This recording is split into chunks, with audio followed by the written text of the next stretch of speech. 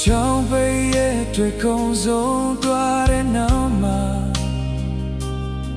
အနာရင်တွေမှာကြံရစ်ခဲ့တဲ့မတရားတချို့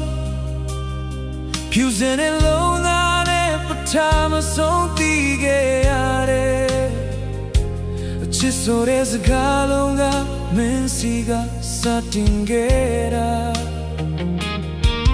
ဒီမထမီခင်ပါပဲမင်းကငါဘဝဖြစ်ခဲ့တဲ့ကလေးဆန်တဲ့စိတ်ကူးတွေနဲ့တို့နေအောင်ဝေးခဲ့ပြီမယ်မင်းနဲ့ခါပြန်တွေ့နောင်တတော့မရပါဘူးမင်းကငါတွေ့တော့မြဲတာလာပါဆုံးပါပဲအချစ်အောင်မရဲ့နေပါမြဲတဲ့ဒီလွင်နေတော့ပဲဘသူတွေပဲလို့ပဲ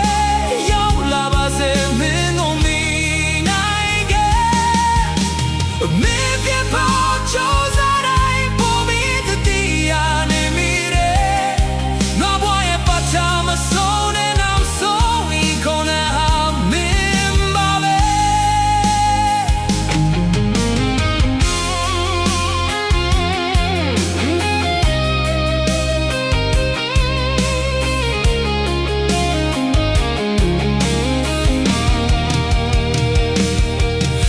So me let it chat about the kuma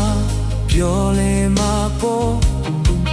na ye di chen le go men ja gwen ya yin down